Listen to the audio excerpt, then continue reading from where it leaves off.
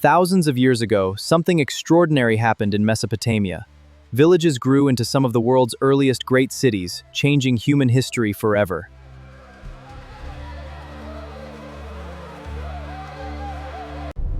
Mesopotamia means the land between rivers. The Tigris and Euphrates help make farming possible in an otherwise difficult, dry environment.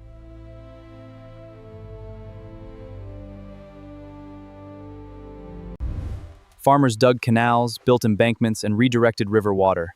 Irrigation required cooperation, planning, and constant maintenance. Dig here! Open the channel to the field! When farms produced more food than families immediately needed, the surplus could support people who did jobs other than farming.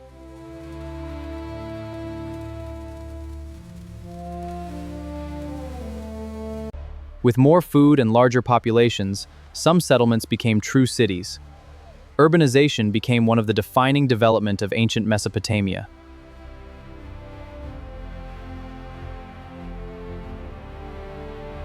Uruk became one of the most important early urban centers. Thousands of people lived and worked together in a community far larger than a farming village.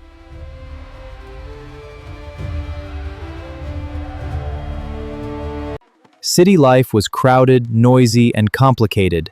Thousands of people needed food, water, housing, work, government, religion, and protection.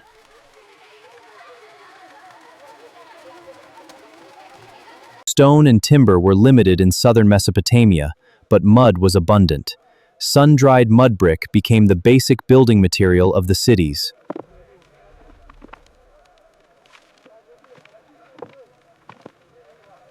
Monumental temple complexes dominated many Mesopotamian cities.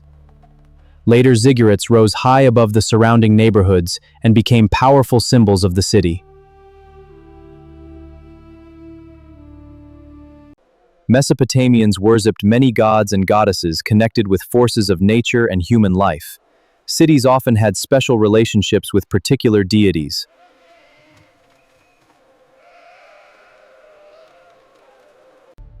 Sumer was not originally one united country. Cities such as Uruk, Lagash, Kish, and others often operated as independent city-states.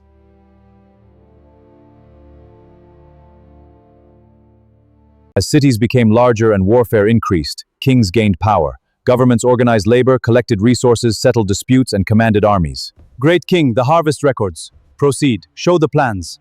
Here, the new city walls. Good. Strengthen the defenses. People could owe grain, animals, goods, or labor to institutions. Administrators had to keep track of enormous amounts of property and food. Here is the grain and the sheep. Good. Scribe, record it all. City life encouraged division of labor. Instead of everyone doing the same jobs, people increasingly specialized in different kinds of work.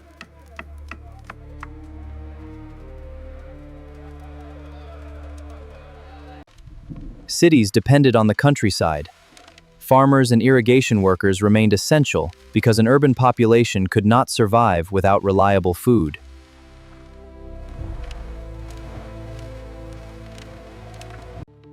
Potters made containers for food and water. Textile workers turned wool and plant fibers into cloth. These products could also be traded.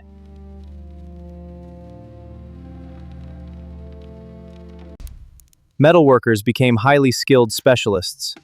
Their ability to cast tools and weapons made them important members of Bronze Age society.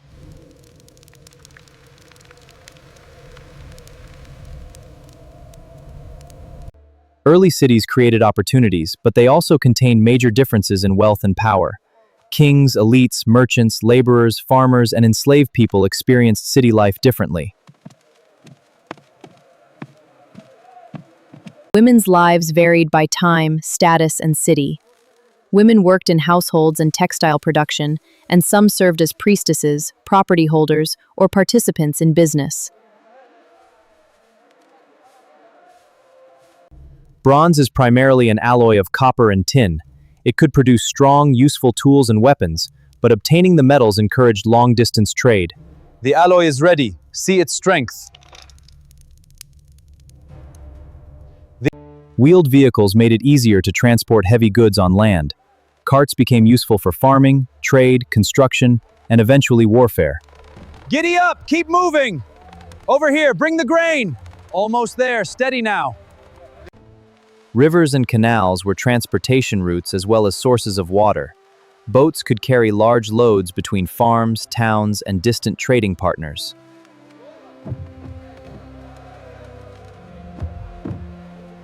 Southern Mesopotamia lacked many natural resources. Long-distance trade brought timber, stone, metals, and luxury materials into its cities. Fine lapis lazuli. From Meluha? Yes, the best quality. These exchanges built vast networks of wealth and culture. Trade worked better when people could measure goods consistently. Systems of weights, quantities, and written records made complex transactions easier. The scale is balanced. 10 minas of grain. 10 minas recorded for the merchant. Cylinder seals could identify individuals or officials and secure containers or documents. In some situations, the impression worked much like a signature.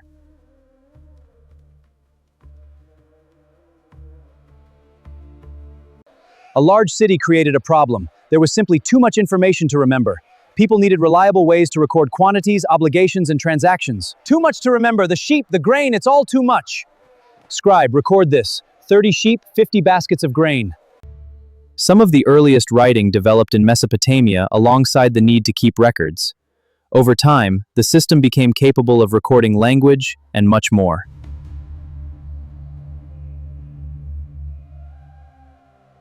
We call this writing cuneiform. Scribes pressed a cut reed into moist clay to form distinctive wedge-shaped signs.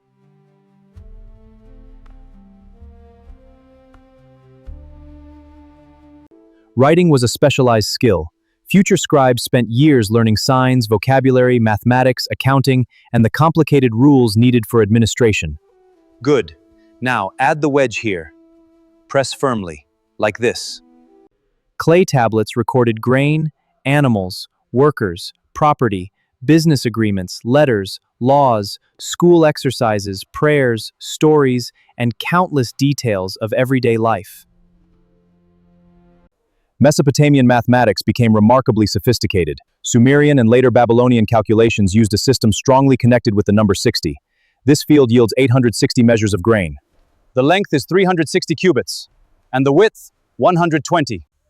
That base 60 tradition survived in later mathematics. It is part of the long history behind dividing hours into 60 minutes and circles into degrees.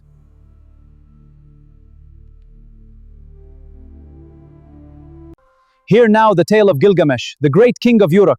His strength and wisdom were unmatched in all the land. Writing was eventually used for literature too.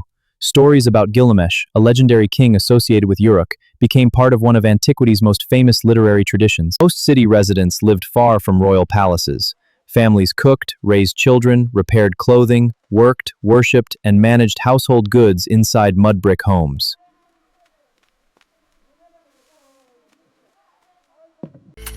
Markets connected farmers, craftsmen, merchants, and households. The city brought thousands of producers and customers together in one place.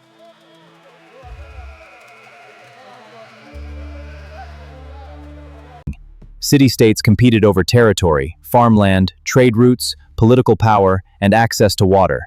Cooperation built civilization, but conflict became part of it too.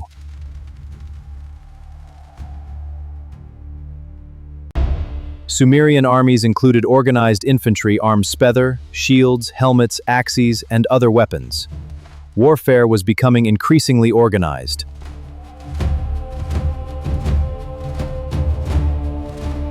The famous Standard of Ur shows Sumerian infantry and whale vehicles in a war scene, giving archaeologists an extraordinary glimpse of early organized warfare.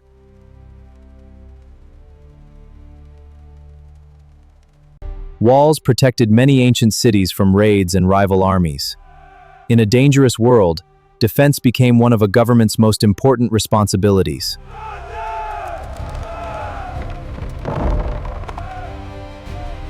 War had serious consequences. People could lose crops, homes, property, freedom, or their lives. Victorious rulers could also seize land and force captives into labor. Eventually, rulers dreamed beyond one city.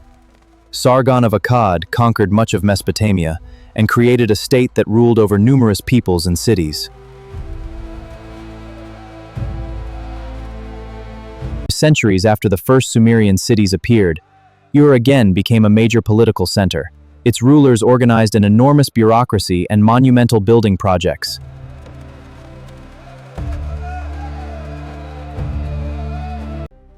My lord, the laws of Ur-Namma. Present them. Hammurabi did not invent written law. Centuries earlier, the Sumerian ruler Ur-Namma was associated with one of the oldest surviving Mesopotamian law collections. Let these laws guide us. Hammurabi's laws covered everyday life. They dealt with trade, property, building, irrigation, family matters, and injuries. These laws show that early cities needed clear rules. If a builder builds a house and it collapses, he shall rebuild it at his own cost. Hammurabi became famous for laws covering trade, property, family life, and justice. Together with writing, government, trade, and specialized labor, these laws show how complex early cities had become. If you enjoyed this video, please like and subscribe to support the channel. It really helps Mr. B Presents keep bringing history to life. Thanks for watching.